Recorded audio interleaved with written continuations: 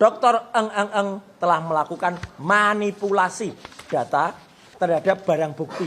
Jadi barang bukti ini dimanipulasi, ditambah embos. Ini jelas tertayang yang namanya Universitas Gadjah Adam itu. Ada di sini tuh, jelas banget tuh. Assalamualaikum warahmatullahi wabarakatuh. Untuk teman-teman dari media, baik media mainstream maupun teman-teman YouTuber dan berbagai channel yang ada ya. Termasuk ada Refli Harun channel, Roy Suryo Official, Abdul Ghafur Sang Haji Official dan lain sebagainya. Ya, ada Langkah Update, Cumi-Cumi juga ada dan semuanya ya. Nah, hari ini saya ingin sampaikan beberapa hal yang cukup krusial. Yang pertama adalah kemarin beredar ya sebuah tangkapan layar dari salah seorang lawyer yang intinya kalau dirasakan itu agak melakukan intimidasi. Sekali lagi, intimidasi kepada salah satu pemimpin redaksi dan juga teman anggota dari produser acara tersebut, yang dikatakan ketika hari Selasa malam itu saudara Doktor Eng respon hasiolan sianipar ya, dia kan pengennya disebut begitu ya, gitu. Katanya agak marah, tersinggung kalau disebut si Omon ya, apalagi disebut zombie ya.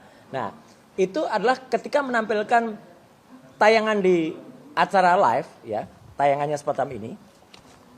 Kemudian disitulah sahabat kita yang lain ya, ini sahabat beneran nih, seorang peneliti muda yang lagi bersinar namanya Topi Merah ya. Itu menemukan kalimat unik di situ, yaitu bukan di embosnya itu bukan Universitas Gadjah Mada, tapi Universitas Gadjah Adam. Gadjah Adam. Kita nggak saya tidak fokus lagi ke kesalahan dari tulisan itu, tapi karena kami berdua, saya dan Topi Merah itu dianggap mencuri data ya, dan TV tersebut, salah satu mikrofonnya ada di sini nih TV-nya ya. Itu dianggap telah memberikan data ilegal kepada pihak lain yang tidak berkompeten. Bahkan nadanya seolah-olah dia sedang lapor kepada seseorang disebut Dir. Jadi kayak mengadu dia, Pak Dir, mengapa data krusial yang hanya saya berikan ke stasiun itu bisa sampai ke tangan Roy Suryo dan Topi Merah. Gitu. Dan nadanya biasanya itu diteruskan dengan bisa dilaporkan, ini pelanggaran bla bla bla bla. Ya, dan itu ditulis dalam status WA. Ya, lucu banget ya. Kalau mau tuntut saja, berani gitu loh. Ngapain kayak ibu-ibu arisan gitu nulis di status WA. Ya, jadi saya katakan lawyer ini agak enggak jantan gitu ya, nulis di. Dan teman-teman sekalian, file ini itu memang sudah diserahkan kepada TV yang bersangkutan. Dan apakah kita harus mendapat dari TV yang bersangkutan untuk mendapat file ini? Jawabannya tidak. Karena di menit ke-48 di YouTube tayangan tersebut, atau pada jam 8 lebih 3 menit, ya, jam 8 lebih 8 menit, ini jelas tertayang yang namanya Universitas Gadjah Adam itu. Ada di sini tuh, jelas banget tuh. Bahkan secara full ada juga di YouTube tersebut. Mengapa lawyer itu menyalahkan TV yang bersangkutan? Ini sudah public domain yang namanya sudah diserahkan ke stasiun TV dan oleh TV itu ditayangkan. Maka kita bisa men-screenshot kapan saja. Dan faktanya terbongkarlah kepalsuan ini. Artinya apa? Saudara Eng ini ya gitu. Gak usah sebut namanya lagi lah gitu, kesenangan dia.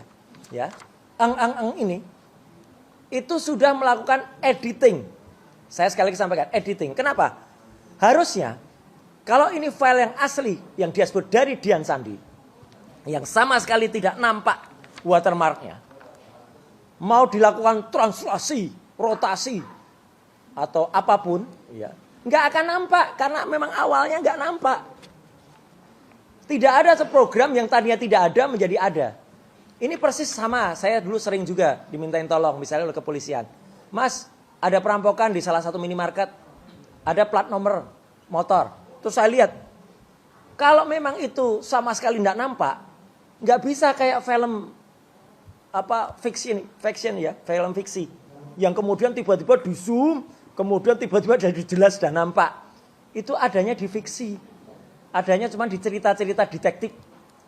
Bukan ilmiah. Kalau secara ilmiah ada batas toleransi. Yang namanya file itu tidak ada sama sekali kemudian muncul. Mau pakai program apapun nggak mungkin kecuali diedit ditambahkan ulang. Jadi diedit ditambahkan itulah yang dulu pernah terjadi pada saat gelar perkara khusus.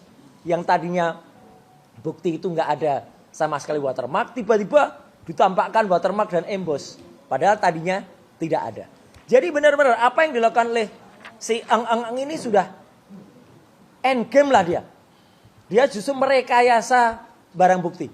Makanya keberatan lawyernya ketika kami bisa mendapatkan file itu.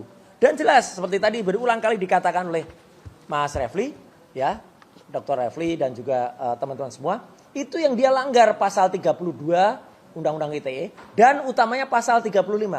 Membuat sesuatu yang palsu tadi ini menjadi seolah-olah otentik. Lihat baca pasal 35 itu. Setiap orang dilarang dengan sengaja dan tepat atau melawan hukum melakukan manipulasi penciptaan perubahan dokumen elektronik dengan tujuan agar informasi elektronik bla bla bla bla dianggap seolah-olah data yang otentik. Eng sudah melakukan manipulasi.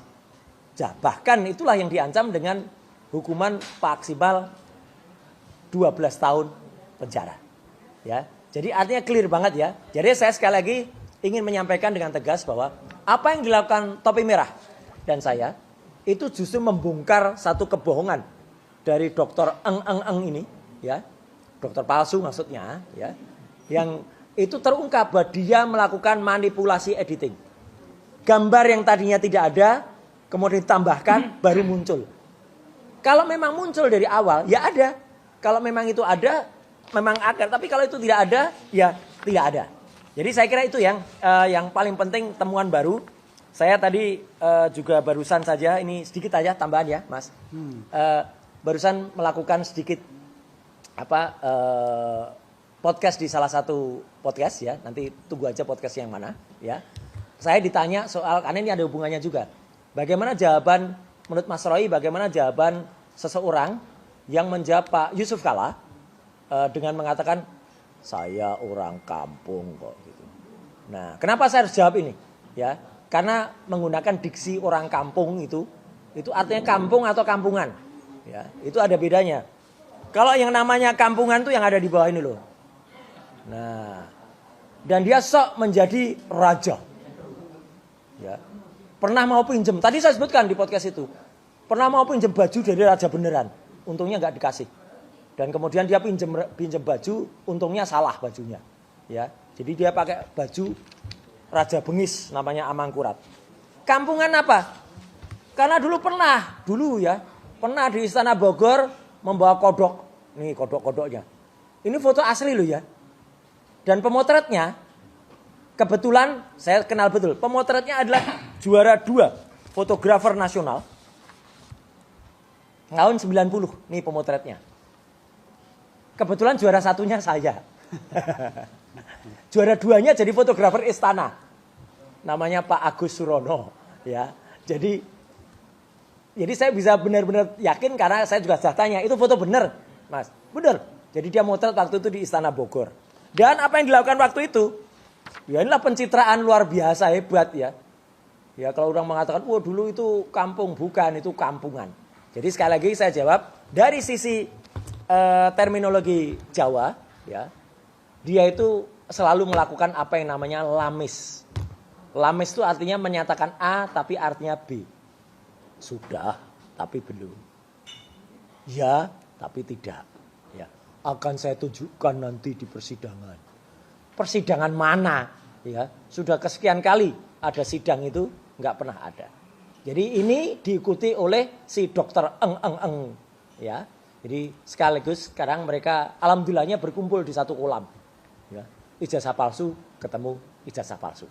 Dan kita sekaligus saya tadi tanya, kalau gitu namanya itu raja? Enggak. Kalau raja Jawa itu enggak akan menyengsarakan rakyatnya. Raja yang menyengsarakan rakyatnya itu bukan raja, Mas Refli. Tapi raja Jawa palsu. Kaos ini pernah saya pakai di sidang CLS di Solo. Ya. Nah ini raja Jawa palsu membuat rakyat Indonesia jadi tengkorak. Dan ini sesuai dengan statement dari mantan Dubes Polandia. Kalau memang ijazahnya itu benar, memang kalau dia tetap jahat. Karena sudah membuat semua rakyat ya, sebagian besar rakyat Indonesia itu kemudian menjadi direpotkan dengan kelakuannya. Tidak menunjukkan hal-hal yang negarawan, tidak menunjukkan kejujuran. Kalau jujur ya udah, tunjukkan saja ijazahnya seperti kata Pak JK. Tapi dia Raja Jawa yang jahat ya, yang tidak mau menunjukkan ijazahnya. Sejenis dengan Dokter Eng yang di acara TV itu, waktu saya tanya, mana ijazahnya? Ada. Yang ditunjukkan tuh transkrip. Anak kecil aja tahu bedanya transkrip sama ijazah, mohon. Ya, transkrip kok disebut ijazah. Tanya, tapi punya kan ijazahnya? Ada kata, kan ditanya Aiman, ada ijazahnya? Ada. Tapi ketinggalan di Balige. Ijazah kok ketinggalan di Balige ya. Kemana-mana harusnya dibawa gitu ya. Jadi itu tambahan saya Mas Rawi. Jadi update-nya apa yang Topi Merah temukan dan yang saya temukan tentang Universitas Gadjah Adam itu bukan satu-satunya yang penting. Yang penting adalah Dr. Eng telah melakukan manipulasi data terhadap barang bukti. Jadi barang bukti ini dimanipulasi, ditambah emboss, ditambah watermark, dan itu jelas-jelas pelanggaran dari pasal 35 Undang-Undang ITE nomor 11 tahun 2008. Terima kasih. Assalamualaikum warahmatullahi wabarakatuh. Waalaikumsalam warahmatullahi wabarakatuh. Subscribe, share, like, and comment. Subscribe, share, like, and comment.